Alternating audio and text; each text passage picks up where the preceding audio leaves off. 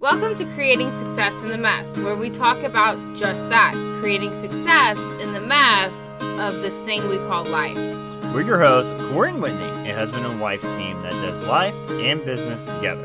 In this podcast, we share our struggles and funny moments as we have journeyed growing our family, our faith, and businesses. We share inspiration, motivation, and practical tips and tricks to help you build yourself and a life you love. We invite you to join us every week on the podcast, and we can't wait to create success in the mess together. Okay, welcome back to this week's episode. I personally think this one's going to be so fun because I'm so excited about this topic. You have some really cool stuff that happened, in the last week? Yeah, it's been a week since we started the idea.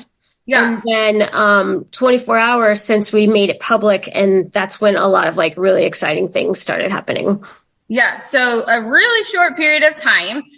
You are, of course, excited, but of course you are journeying through this new uncharted territory that has to do with mom life and business and figuring out all the hard things and being excited and all that fun stuff. And I love this story because, I have experienced exactly what you're talking about with my kids and as a mom and as a business owner. And I have such a passion for kidpreneurs. So Leslie, tell us about what's going on. Okay. All right. So it started, my daughter, Kylie, she makes a lot of jewelry. And she needs to have her hands busy. It has to do with her ADHD. So it's something that's very therapeutic. During the time of her starting to make all this jewelry that, I didn't even know. I'm like, are you giving it away to everyone? There's so much jewelry.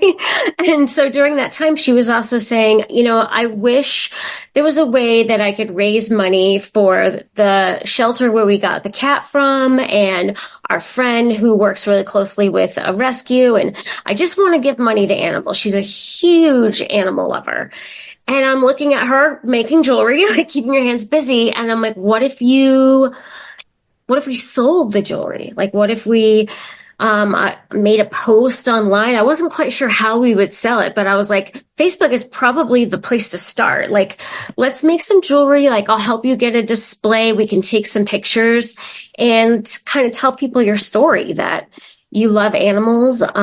We have 4 rescues, and if you could have more, if your mom would let you have more, you'd have more.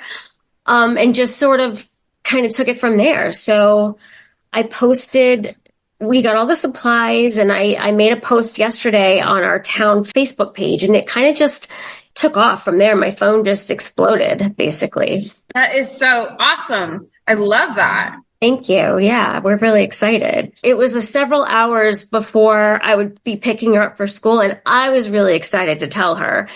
Especially because we kept making some sales. We kept, new information kept coming out. We had 2 groomers ask if I could make it my post shareable so that they could share on their business page. And then it had only been an hour since I'd put the post up, and I got a messenger message from an editor at a local newspaper here. And she wanted to know what our plans were. And I'm sitting here going, I don't have a plan yet, but I have to figure it out, obviously.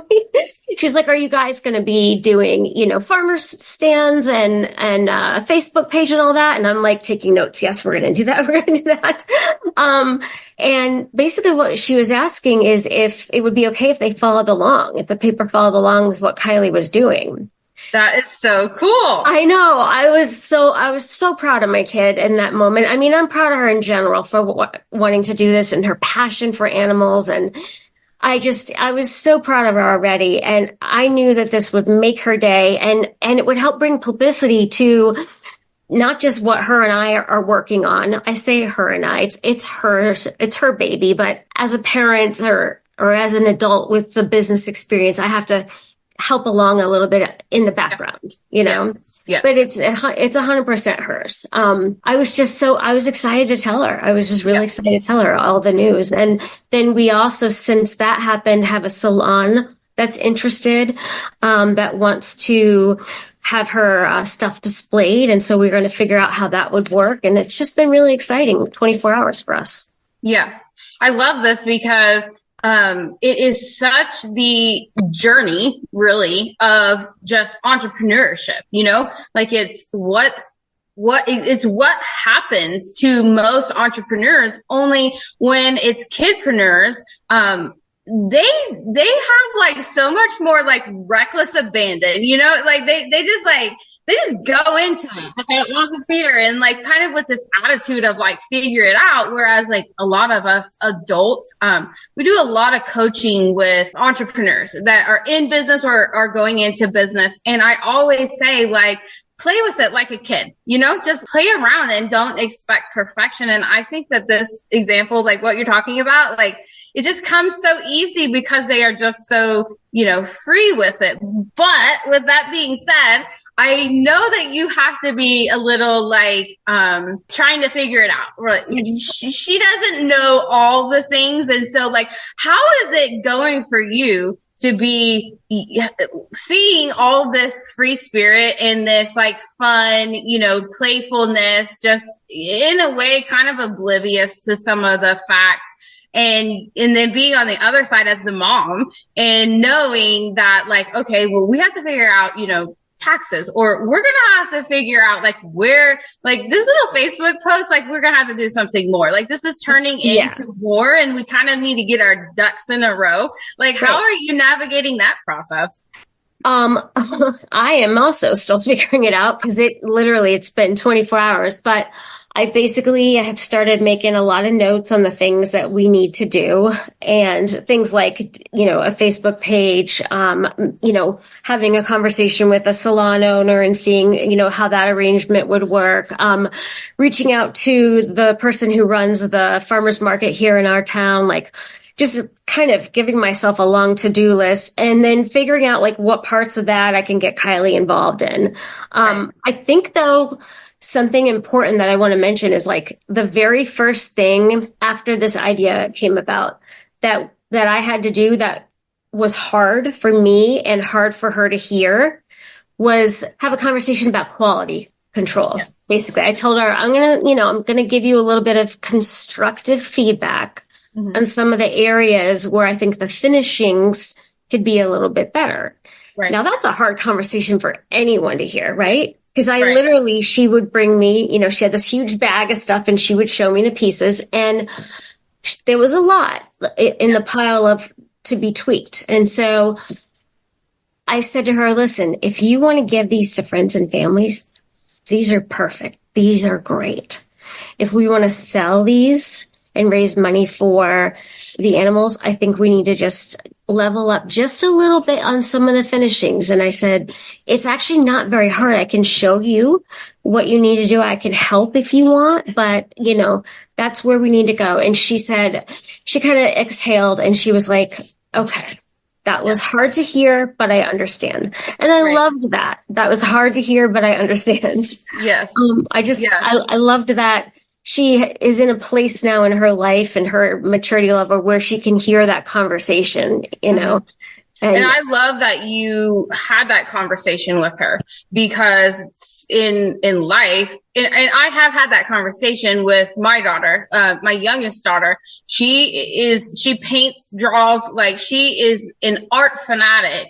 And years ago, she's painted her whole life, but at one point she decided that she was going to paint a piece of furniture and she was going to sell it.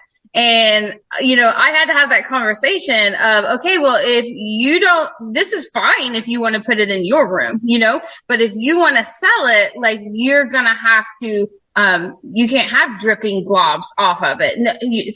Nobody wants to buy that and put that in their living room with dripping globs or, not two coats on it, like quality control kind of stuff. Yep. And I love that you had that conversation with her because it is kind of uncomfortable and our natural tendency is to, want to overly support them. Like we don't want to discourage them. We want to give them like, all the pats on the back and everything. And sometimes I think that we in not saying like quality control or pointing out some things gently, and to a level that they can understand that isn't like harsh. We're kind of setting them up for like unrealistic futures. So like, if they are a kidpreneur now, the odds that they're going to be an entrepreneur later are drastically higher. And so to teach them now as a kid in their foundation that there is, quality control, that there is a point where you have to up level, you have to grow more, you have to refine in your skill is so important, because that is what, the foundation of having a successful business later in life, regardless of what it is. So I love that you taught her that, and you encouraged her and you supported her through that instead of like running away from that situation. It definitely was one of those moments where I was kind of holding my breath to see her reaction, because I didn't want it to be, like you said, discouraging, but it's a conversation that has to occur. Like, and so I think when I was able to be like, what you were saying, like, if you want to put this in your room, this is fine. If you want to sell it, like, you need to up level a little. So that was, I think, one of the first big things we came across. And then it was just deciding how we were going, were we going to open an Etsy shop? I was kind of against that idea. I wanted to kind of test the waters and see if people were going to be interested before committing to something like that. And, but in that conversation with her, there was like, okay, there would be fees, there would be taxes, we'd be mailing stuff. So I'm trying to explain to her like all of the ins and outs of making these decisions. And I'm going to say I probably need to include her. I think on that, I was just like, no, we're not going to do that. And now that I'm thinking back on it, that really was a teaching moment. Like, why aren't we going to do Etsy kind of thing? Yeah. And I think like a lot of times we think like, no, I'm not going to do that. But, I do that today. I mean, I've been doing business for a long time, and I will automatically just be like, no, I'm not going to do that, instead of being like, well, I don't feel comfortable with that right now at this second, but we can leave it on the table and revisit later. Whenever we automatically are like, no, I'm not going to do that, then we kind of just pack it up and put it away, and we don't, necessarily come back and revisit that. But I think the way that you're doing it is absolutely correct. I mean, in business, you beta launch. And so what you're doing is essentially a beta launch in your little area. And then you are going to grow with it. So right now you're beta launching, and then you can, have the conversation with her about, profit and loss, right? Like tracking our money, like, how are we going to pay taxes? How are we going to pay fees? How, what is the cost? What are you charging? What is the shipping? And so then she has that foundation understanding in there of the money. And then you can say, okay, now let's revisit this Etsy thing. Remember, they charge fees and so now we have to add that into our costs. And so then you're taking her along that journey. That, a lot of times we naturally just want to be like, I can only handle so much right now, and that is not it. Yeah, exactly. Right. Like, I thought we were just going to make some jewelry and like put up a sign somewhere, like jewelry sale, come to my house, like a yard sale. But so there's definitely like some bigger decisions to make now, because people are really, they're really excited about it. I mean, it's money for animals. Like, it's great. I love it. Like even I think people who aren't animal lovers still like the idea that somebody can be so young but also so open and caring that they are, seeing a need and they want to try to fill it in some way. In December, was it December? We had a little snowstorm up here, and she was like, I can shovel driveways and get a little bit of money and give it to the shelter. So she's been thinking about the shelters for a while. And she was going to our neighbors' houses and knocking on the doors and saying, hi, I was wondering if I could shovel your driveway. It's one of my jobs. That's what she said. It's one of my jobs. And I was listening to it and I was like, oh, I hope people know she's asking for money for doing it. Right. When I Yeah. hear it's one of my jobs, to me, that sounds like just a chore. Like it's one of the Yeah. jobs my mom has me doing it. So it's one Right. of my jobs. And Yeah. so she was doing that and she had a little friend with her who's, our neighbor. And I think she's 4 or 5 years younger than Kylie. And she's like, and this is my apprentice. And so I was like, well, you need to pay her a little bit of money. She's helping you too. So she's like, well, I didn't realize that. I said, well, you knew the word apprentice, right? Yeah. And you gave her a shovel and she helped. So you got to give her some of the money too. Right. So that was a little eye opening for her. Yeah. Yeah. I love that how you pointed out you knew the word apprentice, because one thing in business is sales copy. And so whenever you recognized her saying my job, you were like, I hope they understand that is like so on point, because that sales copy is like, vital to a business. And so when you're talking through like words that you would use to describe or write or promote or whatever, that's great. I think that's amazing that you are pointing that out to her, because most people don't understand how vital sales copy is, the words that you use and how you're describing it, how you're feeling about it. It is really so important. So how is this working? Are you just her free apprentice, or are you getting like, how does this work out here? I know. Well, right now, I'm an investor. So Yes. I did invest a little bit, and I explained to her how, the way to pay it back. We're going to take a little bit from every sale and put it back to where, so it's one of your costs basically was the money invested. And then, yeah, I just think of myself as back end operations, and I'm volunteering my time basically. Yeah. Right. She did say, I don't know if I said this already. She did say that, I was her employee now. She wanted to make sure that I knew that I worked for her. Yeah. I was like, yeah, I kind of like every day feel like I'm your employer. Yeah. So. That's mom life, right? Yeah, exactly. It's like your number one employee that's like volunteering every day. Right. I'm volunteering all my time.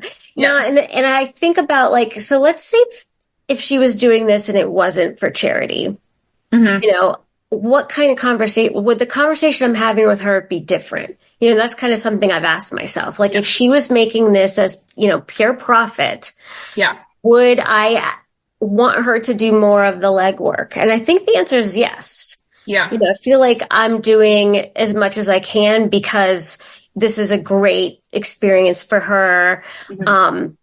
But I feel like if she were to have any friends making jewelry for her or asking me to do something, and then I might, kind of teach her about what those things would cost in the real world. Yeah. Yeah. I think that is great. And I think that actually is going to set her up for success instead of, the alternative of not, when people are doing nonprofits, there's this idea of like, donation, nonprofit, like, but ultimately they are businesses also.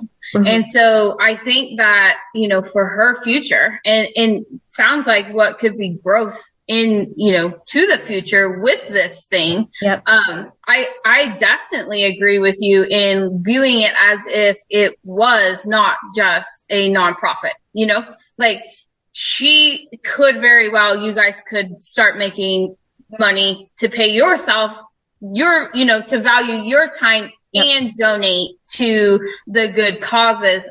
Most nonprofits have people that are paid. And then they also have like the donations. And so I think that is like a vital foundation for everybody's sanity, because like, let's face it, kids are kind of, all over the place. No, we are all over the place. Yes. Okay? In my house. Yes, for sure. Yeah. At some point in time, if we don't feel valued for what it is that we're doing, if we don't feel a return for ourselves also, then we stop and we move on. So the fact that you are, treating it as if it was a business where she could be valued for her time and her talent and her gift, as well as donate, I think is huge, if not one of the largest, beneficial things you could be approaching this as. Yeah. Well, it's funny, that conversation came up this morning about, are we donating at with the profits, are we donating all of the profits to the animal shelters and rescues, or are we keeping some? And I said, she asked me, I was like, well, I don't know the answer to that. I said, I know you want to donate it all, but I think maybe we should be thinking about putting a small percentage aside for college, or maybe for, the next animal we rescue, like, setting up a goal. Because I got her the green light debit card. I don't know if you've seen that, but what I love about it is we can set goals, a savings goal. And so that's how she got, our most recent animal was, she had a savings goal, and I matched whatever she sold. And then we took that money to the shelter and got her a cat. And so I liked that lesson too. They have some little like money games you can play and whatnot on the app. And I like how they approach teaching money to kids. Yeah. So, I do feel like maybe we should think about setting up some type of a goal. Maybe it's for college, and have the majority of the profits still support the animals. I agree. But right now you're just kind of in the fun, beginning play. Let's figure out what this whole journey even is, Absolutely. Yeah. The chaos of it all. I know. I mean, it's been a crazy 24 hours. And I think I was kind of naive in thinking it could just be kind of local, and it would be, I'd just drive stuff around and drop it off at people's houses, but it would be a lot easier. Even doing like a website and having, like Shopify in the back end, or I don't know. I know you guys know a lot about this stuff, so I'll probably be asking you some questions in the future. Yeah, yeah, of course. There's multiple ways you can go about it. And what you're describing right now is 100% how we all start business. We don't know all these things, and there are all these tools out there, and it's impossible when you're first starting to know these things. So, asking, mentorship, like asking other people their experience as you grow is so key. But I think you guys are doing it 100% right now. You're just playing and you're beta testing and you're seeing how it goes. And then, you just start adding on a little bit at a time, instead of feeling like we have to have this all figured out. We have to know this all, this perfection thing that we all tend to want to drive to. Yeah. And then that actually leads to the discouragement and the burnout and the, resentful feelings and all those things. So I think you're doing it 100% right. Just learning through the journey and exploring and playing and, asking as you go and you want to grow.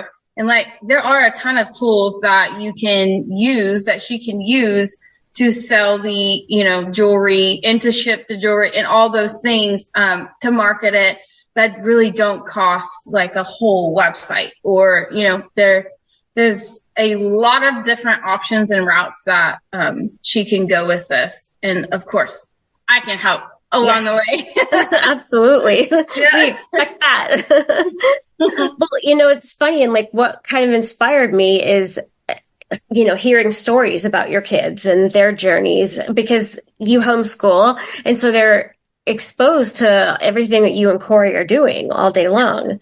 And I just remember you telling me about your youngest also was making logos, and I'm like, she can make these. I think she was maybe 7 at the time. I'm not sure. Yeah. And I'm sitting here almost 46, struggling to make the simplest logo ever. Right. She would have been done hours ago. And I'm sitting here trying really hard. I was trying to be really stubborn and not asking for help. And finally I was like, okay, I'm done. I need help. Right. But I did. I loved knowing that your kids just were absorbing that information by being around you and Corey. Yeah. Yep. They definitely learn by what they see, for sure. And we, of course, are very intentional. I mean, business coaching is what we do, part of what we do, it is our huge passion. And so we naturally are sharing valuable tips and lessons with them through the process. And supporting them and encouraging them with, along their journey without putting a lot of pressure on an end result, right? Just because ultimately when we're in business, regardless of what age we are, that is the key, to it. And so we have tried to really instill just learning points as they express their interests, or as they, like when my daughter said, none of my kids actually decided that they wanted to sell logos. They can all go into Canva and they can all build a graphic, and, they can be content and happy with it and everything.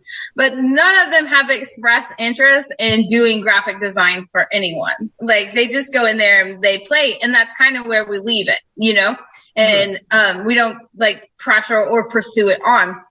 However, they do have other things that they do want to pursue on. Like my daughter that is really into art, she wants to sell her furniture or her artwork or, whatever. And so when they bring those things up, we kind of just like encourage and teach like foundational things like the money and profit and loss, and support more of the process rather than the result, because that's how we need to be as adults, right? Like, we need to value our process, and we need to support our process and not feel like it's a failure because that piece of furniture might still be sitting there, or it's a failure because, X, Y, and Z. And so if I offer anything to anybody that has a kidpreneur,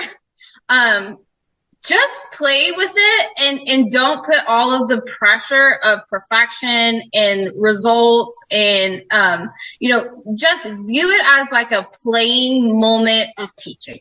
So, every time, when they're like, oh, you're my employee, well, that's a perfect conversation for leadership, when they're like, talking about money or Etsy, or, it's like, that's a perfect conversation for like taxes. What are taxes, right? Yeah. And regardless if they decide to continue selling jewelry when they're older, the taxes, they're going to need to know that. Right. And they're not being taught that in school. So my advice to any parent that is going through this kidpreneur journey is to just play with it, have fun, and use it as just teaching moments wherever and whatever, you can, because it may go further and you may end up growing and learning more things than you even know now, or they may like not pursue that further.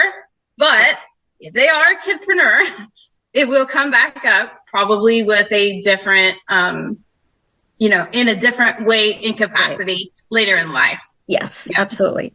Well, and I like the advice that you gave me too about celebrating the small wins. Yes. Whenever, she, grows her talent, right? Whenever she makes a different type of jewelry, or, those kind of like small things, rather than a lot of times we want to all put it on the sell, the money, and I think it is so important that we instill the process, the steps that don't look monetary but are actually huge. Yeah, no, I agree, because there are going to be days where there's no sales. Yes. There's going to be days where you don't get contacted by a reporter, like, so all those really exciting things that I got to tell her yesterday, it's not going to happen every day. But I like what you said about like, coming up with a new design with jewelry, like growing the skill, like that's very important, because that's how we start. That's how we got here, is the jewelry. We coach, we're creatives, and we do business coaching with a lot of creatives and artists. And one thing that, people really get stuck on is developing the skill. And, then they have like bags of jewelry, right? Or they have like, 20 canvases just sitting in a closet. And so, you can start exploring different parts of the business to help it grow also, instead of focusing just on your actual craft. And I think those things are really, for my kids and in my process and with my kids, supporting and encouraging that the Canva making for their art, or the, creative thinking on how to market it, or where to sell it, or words to use in a post, like the copy. Those things are huge to also focus on in those days when you don't have a sale. Right. Yeah. Absolutely. Well, I can't wait to hear about how this goes. And then, of course, I guess you don't have a website or anything yet, but I will make a Facebook page today and upload. So the business is called Designs by Kai. Okay. Her name's Kylie, but she goes by Kai, K-Y. And so I'm going to make a Facebook page and get some of the pictures up there. I think that'll be about as far as I'll be going today. It's just getting it out there. And then, decide, from that point, how to make it where someone can buy from the website, or am I ready to is she ready to even do that? Yeah. But I will at least put it out there so people can take a look. So again, that's Designs by Kai. Okay. And we will put that on, down in the description, and then put it on our page. If you decide to do that, if you decide you're ready to do that far, because I think, one part of about this we haven't talked about that I really want to touch on before we're done is the mom part of it. Because I know as moms that we want to give our kids the world, right? Like, we want to see them succeed, and we want them to have all the roses and all of the, happy things. And I think that is probably impossible. Yeah. We all strive for that, but it's actually probably impossible. And so I think that it's really important that we remember as moms that, we are doing the best we can, and we are getting it figured out the best we can. But at the same time, we have to honor ourselves, because you do have other responsibilities. You do have to feed, and you do have to house, and you do have, bills to pay, and you do have all those other things. And so, not to pressure you into making a Facebook page or any of those types of things. But to remind you and me and all the rest of the mompreneurs listening, because you and I are both entrepreneurs, and our kids have seen that, and they are modeling that. And there are so many other entrepreneur moms and dads listening to this, that their kids are doing the same thing, to remind us all that this is always an ongoing learning process. And it is important that we honor ourselves and our times, and, value ourselves and our ability also. So. No, I agree for sure. She was looking at my to-do list today, and she's like, well, I don't see anything here that we talked about with my business mom. I was like, I'm going to squeeze it in there. Believe me. I was like, I made this list before we came up with your list of things that you needed help with. Right. So, but yeah, I felt that like a little bit of pressure in that moment. And then I was like, it's fine. I'll figure it out. Well, what we get done today, what we don't, we'll push into tomorrow and keep going with that. Yes. Yep. And even if you don't get it done today, it'll be there tomorrow. You'll get it done. Yeah, exactly. I think that is like a huge takeaway for all of us to remember. All right. Well, I can't wait to hear about how this goes. Like, next time we talk, I'm sure it'll be in a totally different place than it is today. And I hope that she has wild success. I hope that she sells all of her designs, and she is working so hard to keep, making more so she can keep selling it, and that she can help all of the animals in need that she needs to help. I'm so excited to hear how this goes. I'll be excited to tell you. So yeah. And thank you so much for sharing this with us today. I think it was something that is so fun. And I think that we all sometimes need a little bit of that kidpreneur spirit reminder to play there. Yeah. Thank you so much for listening. We know that we all get busy trying to do life, and our hope is that we can find ways to implement time and space to create a life we love living every day on our terms, right in the middle of all the messes of life. We hope that you've been inspired and our conversation will help you in some way, and it would be so amazing if you share this conversation with somebody that you think would really benefit from hearing it. You can text someone the link, or you can share it via email or on your social media pages. And please, we would love for you to leave us a review on whatever platform you are listening on, because it helps us so much. The more reviews we have, the more people that will find our show, and our ultimate goal is for everyone to feel inspired, to find ways to create their own success right in the middle of all the mess. And no, they are not alone in doing so. And finally, we'd love for you to join our weekly email list so that we can connect on a deeper level and you can always be in the know of our new release events and opportunities.